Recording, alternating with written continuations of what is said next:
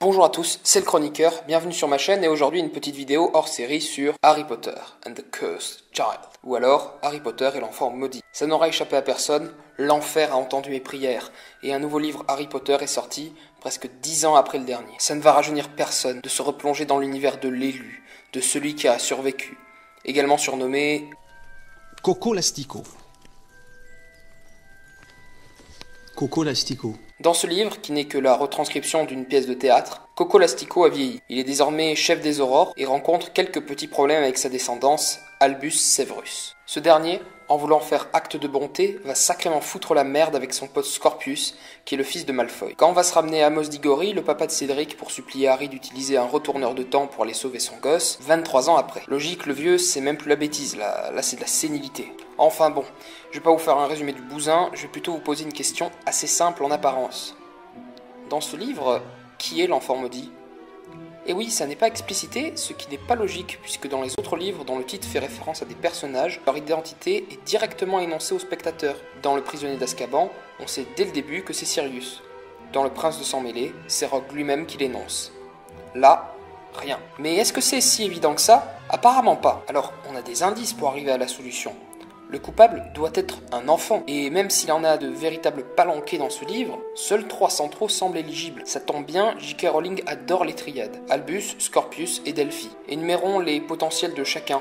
Les filles d'abord, je vous en prie. Delphi Diggory tout d'abord, qui est en réalité Delphi Lestrange d'Usor, grandie comme une orpheline. Elle est la fille de Voldemort, ce qui n'est pas très sympathique. D'autres considéraient que par son ascendance elle est maudite, et que par son sang elle est autant une malédiction elle-même que pour le reste du monde des sorciers. Après, il y a Scorpius, car sa mère est morte d'une malédiction qui a été lancée à l'un de ses ancêtres, et que cette malédiction est toujours présente dans son sang. Il est même considéré par beaucoup comme étant le fils de Voldemort, ce qui est faux, mais bon, ça lui pourrait quand même la vie. Il est impopulaire, la fille dont il est amoureux n'a du mépris pour lui, etc. etc. Enfin, il y a Albus, qui est le fils de l'élu, qui est toujours condamné à être dans l'ombre de son père qui a été mis à Serpentard, alors que le reste de la famille Potter a toujours été une famille de Gryffondor. En plus, quand Harry rêve de lui, il se réveille avec une douleur à la cicatrice, ce qui n'est pas bon signe, vous en conviendrez. Mais le plus marquant, c'est quand même le fait que Bane fait une confession à Harry. Il sent qu'un nuage noir entoure son fils. Harry pense immédiatement que ce nuage noir est Scorpius. Mais est-ce le cas ? Est-ce pas plutôt la malédiction elle-même ? En fait, ce nuage noir s'avérera être Delphi pour la plupart des lecteurs, ce qui pose la question suivante.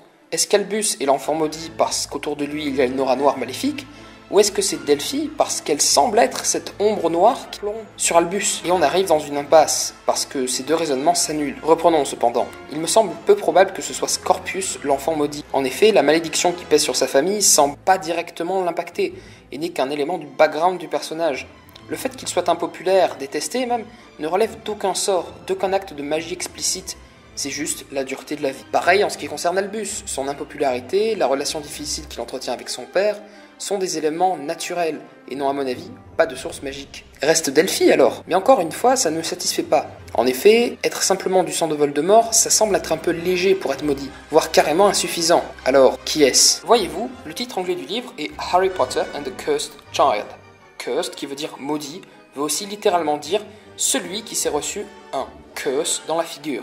Et curse, c'est le même anglais pour malédiction, mais c'est aussi l'anglais pour mauvais sort. Et on voit en effet un enfant qui se reçoit un mauvais sort en pleine face dans ce livre, dans une scène centrale, mais qui semble pouvoir être complètement sortie du livre, car elle est aussi présente dans les autres Harry Potter. Celle où Voldemort arrive à Godric's Hollow et lance son Avada Kedavra sur Harry. Avada Kedavra est un des 3 sortilèges impardonnables, qui se disent en anglais « unforgivable curses ». Tout semble ainsi collé. La cicatrice de Harry qui lui fait mal parce que même s'il a tué Voldemort et que son âme a quitté son corps, Harry n'en a apparemment pas fini mentalement avec Voldemort. Harry qui doit être l'enfant maudit. Et j'insiste sur le doit être, parce qu'à chaque fois que l'histoire a été modifiée dans ce livre, les choses tournent mal. Il n'y a que le timeline où toute cette histoire est stable.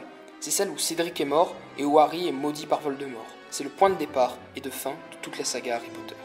Merci d'avoir regardé cette vidéo et à bientôt sur cette chaîne. Laissez un com, abonnez-vous et à la semaine prochaine pour une nouvelle vidéo. A plus.